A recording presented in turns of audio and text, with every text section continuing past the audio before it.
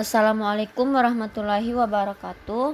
Saya Yulia Budianto M, semester 7 dari kelas 7A Pendidikan Biologi Universitas Cokro Aminoto Palopo.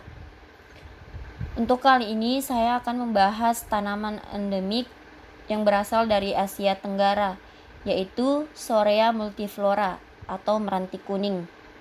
Nah, jadi meranti ini merupakan tanaman endemik yang berasal dari Asia Tenggara saja, dan dia itu hanya dijumpai di beberapa negara saja yang ada di Asia Tenggara. Khususnya dia itu ada di Indonesia, Malaysia, Singapura, dan Brunei saja. Nah, kemudian Shorea multiflora, dia itu merupakan jenis meranti yang dihasilkan dari spesies Shorea acuminatissima, Shorea faguetiana, Shorea gibosa, Shorea hopeifolia, dan Shorea multiflora.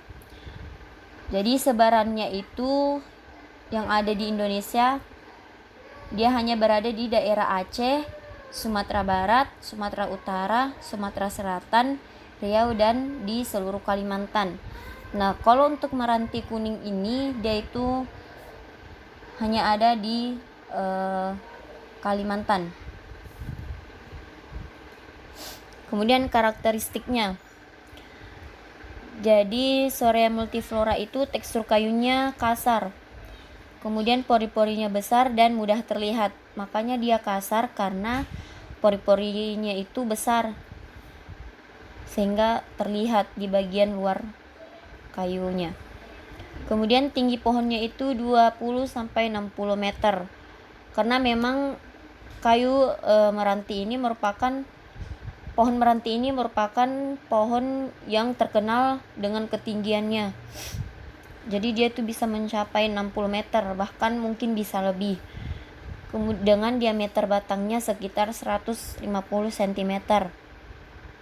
Kemudian batangnya itu bebas bercabang. Jadi pohon ini tuh banyak cabangnya. Kemudian bentuk batangnya silindris, lurus, dan berbanir 3-6,5 meter dari permukaan tanah. Nah, jadi berbanir itu artinya akarnya itu muncul di atas permukaan tanah. Jadi akarnya kelihatan di atas tanah, tidak tenggelam.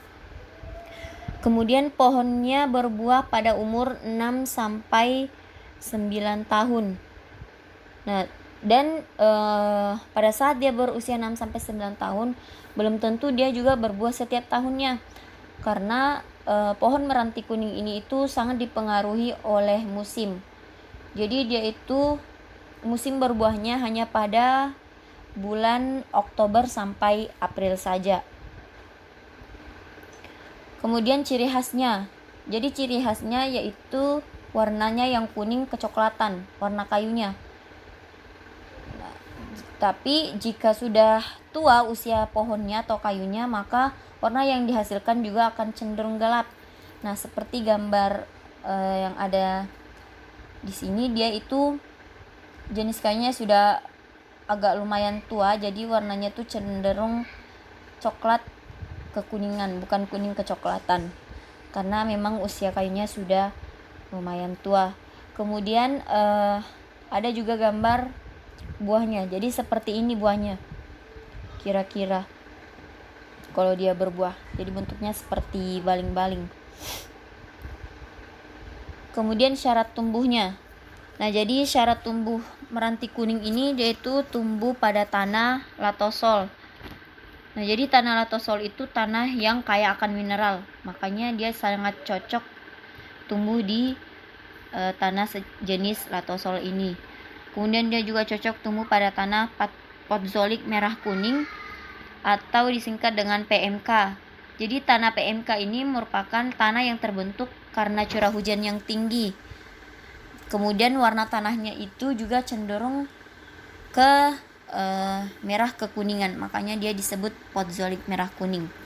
Jadi pohon meranti kuning ini atau tanaman meranti kuning ini dia sangat suka tumbuh atau sangat cocok tumbuh di tanah jenis latosol dan potzolik merah kuning.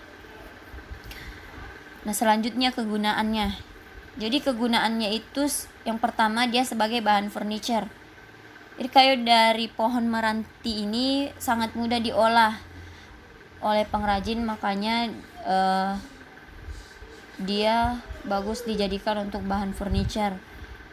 Kemudian dia juga nilai jualnya itu sangat tinggi jika dijadikan furniture karena kualitas kayu dari pohon meranti itu sangat bagus. Kemudian dia dijadikan sebagai konstruksi bangunan.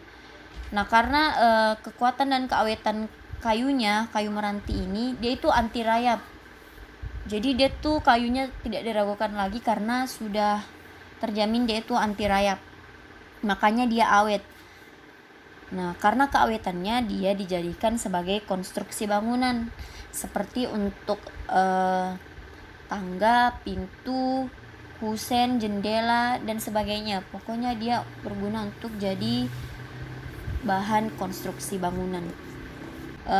Sekian dari saya mengenai tanaman endemik yang ada di Asia Tenggara. Assalamualaikum warahmatullahi wabarakatuh.